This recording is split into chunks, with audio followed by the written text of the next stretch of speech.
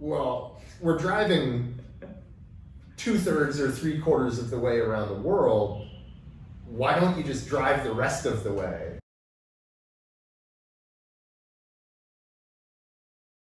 Can we get this vehicle that is in essentially unknown condition running and driving well enough to do roughly 20,000 miles with very limited tools, very limited parts availability? And having a very loose understanding of the language. Yeah, I guess I kind of started collecting a bunch of parts, and we got here. And do you remember on the first day we started it up, but it was running like super rich. I remembered puffs of black smoke, it was missing. Yeah. And the brakes definitely did not work. That's right, that's right, that's the biggest deal. I think because you and your uncle had taken it out, was it in the spring when you came Yes. over this spring? And you had taken it for a drive, and it kind of did the same, but then... I remember distinctly Alan Uncle and I were driving to go get the pollution test done. And at this point, it was still running super rich. And it was definitely polluting. It was definitely polluting. And, but you know, with a couple extra 100 rupees, you can kind of grease the wheels a little bit here. And I remember we were almost at the thing, and I put my foot down on the brake, and it just hit the floor. And I look at Alan, and I'm like, we have no brakes. And Alan was like, what do you mean we have no brakes? I just slammed my foot down and hit the thing, and he's like, oh, that's not good. And so we both hopped out of the car and like just pulled it to a stop. And so we ended up driving it with no brakes. And so Alan was driving it in first gear, and whenever we had to stop, he would just pull the emergency brake as hard as he could. And yes, somehow we got it back without brakes, but I think Justin can attest, and Dehradun traffic is remarkable.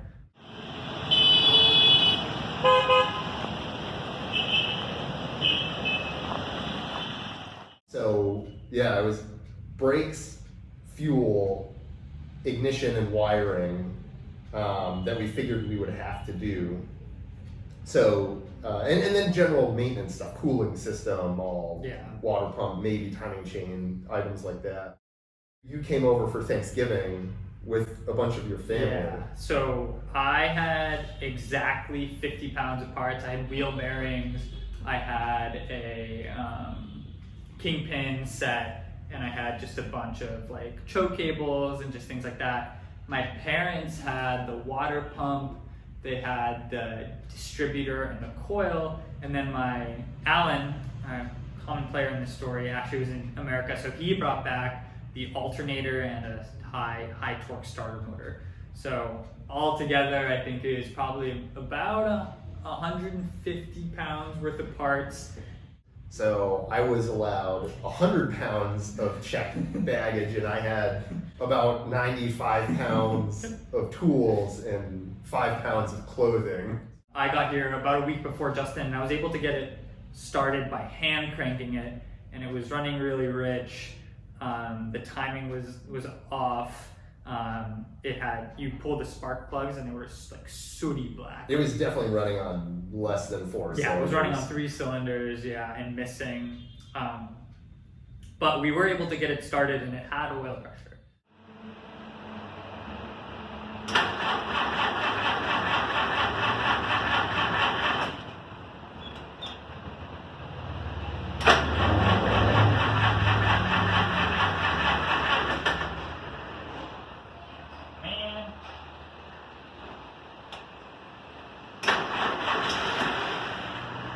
Wants to. You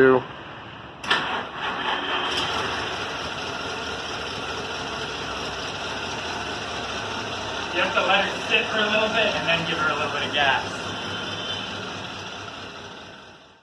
And I think the first day Justin came, we were able to get it running like relatively happily with the carbs when we replaced the carburetor.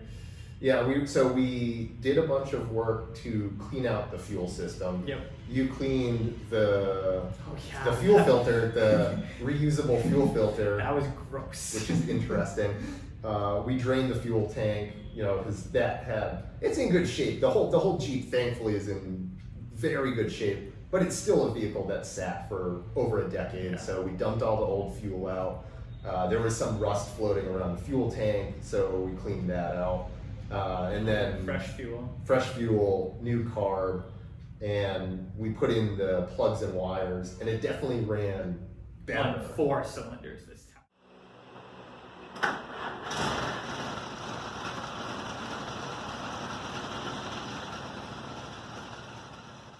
Yeah. Which was an improvement. So we wanted to take it for a drive though to figure out, does it need anything else? We knew it needed brakes, so we started on the brakes, and essentially the whole braking system is new at this point. Yeah. So from the master cylinder, every single hard line, the soft lines, wheel cylinders. 2 small soft lines that I forgot to buy, but we'll definitely replace them. And thankfully those are in okay shape. Yeah, those are in okay shape. But yeah, the wheel cylinders are all new, front brake shoes are new, the rears are fine, but all the hardware to adjust them is new. Everything's new. So we got it running, we got it stopping. So that was a big thing. We figured, all right, this thing is roadworthy. We'll take it out on the road. We'll figure out what else it needs, and it was definitely not roadworthy. Yeah, certainly not. It was for about 30 seconds. Yeah. I think we took it out with the 6-volt ignition system, and I think we made it probably 200 meters up the road, and it started missing hard. Yeah, there's a little hole.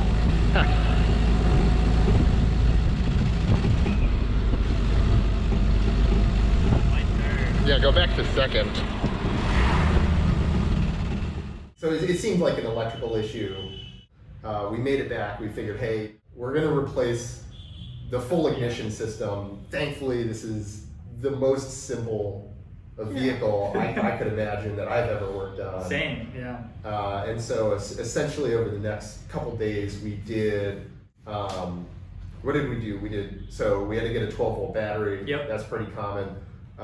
We had to replace the generator with an alternator. Yep. We had a starter motor, 12-volt starter motor. We had the distributor, which is solid state ignition, no points, and 12-volt. And then we had a 12-volt coil. Yep. At first it didn't start because the timing was a little off. That's right. And so we had to make the timing really, really advanced to get it started. Which is odd. Yeah, which was confusing. But we did get it to start with the new coil and distributor, so that was exciting.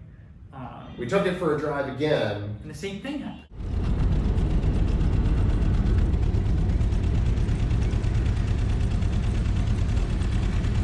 We had to buy a tow rope. If it's not ignition, What maybe else it's is it? fuel. Why would there be an intermittent fuel issue? We ended up adding in a second fuel filter, a modern fuel filter in line. New fuel pump. New fuel pump. We cleaned the rest of the fuel system out. So the bowl, we opened the carburetor and cleaned all the jets. They all looked okay. Mm-hmm. And so it was looking less and less like it was a carb issue, which was good and bad. Good because it was a brand new carburetor. Yeah. Bad because We didn't know what it was wrong. no idea. But we put it all back together, and it was still missing. Yeah, even at idle. And as you revved it up the RPM band, you could just hear it miss every once in a while. And so that definitely pointed to a spark issue. Yeah. And so I started scratching my head, and I mean, like, what could it be? Because we literally replaced everything, Every part. everything, and everything was known good. And so I was just going through checking. I think the thing we noticed on the first day when we put the spark plug wires on was they didn't really make a positive connection at either the plug or the distributor. And so I went through and started rechecking spark plug wires, and what I found is they're not a spark plug wire where the boots are molded onto the plug wire at all. They're just hanging loose. And on the distributor side, the spark plugs we just didn't insert them all the way into the distributor. It looked like they were on, they weren't actually on. So we just moved the boots, made sure the wires were seated, and then put the boots on, and She started right up. Started right up. We took it for a drive. We Probably like 4 or 5 kilometers up, Yeah. up the street, and it continued to function really well. Brakes continued to work, and that was a huge day. That was a good drive. that felt great. That was probably the best that Jeep's run in a very long time. For sure. We still need to do some minor tuning, but it like very minor at this point. I think the biggest thing right now is making sure we're comfortable driving it, and the biggest thing that's stopping us from being comfortable is it doesn't have a horn. Yeah.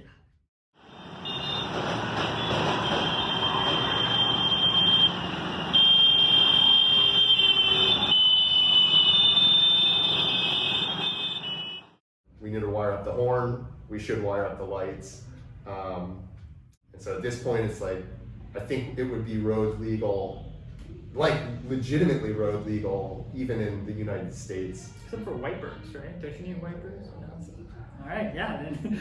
Wipers. So it would be mostly legal in the United States at that point, and then you just need to get it registered. All right, this is test drive number 2. Justin's taking it on the road for the first time. Fingers crossed. Let's see how she does.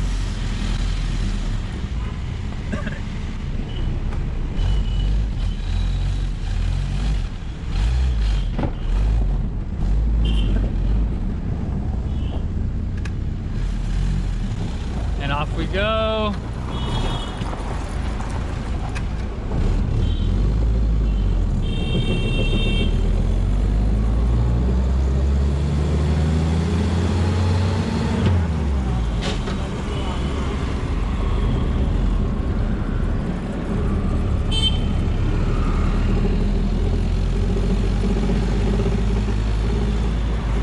Got a little chatter.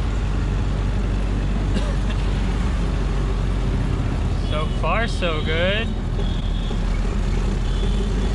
That's just something that way. That's how you ride one day. I feel alright about that. Going, keep going.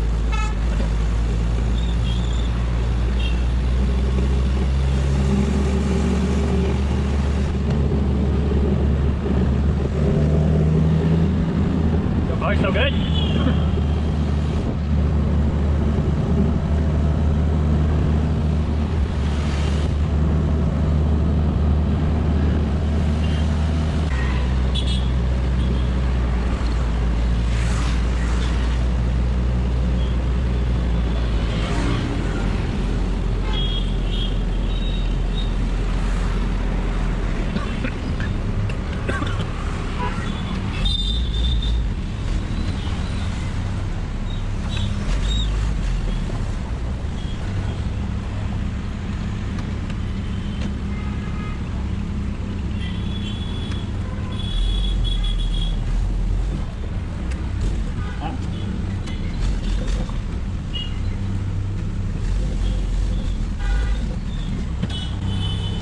All right, Sweet.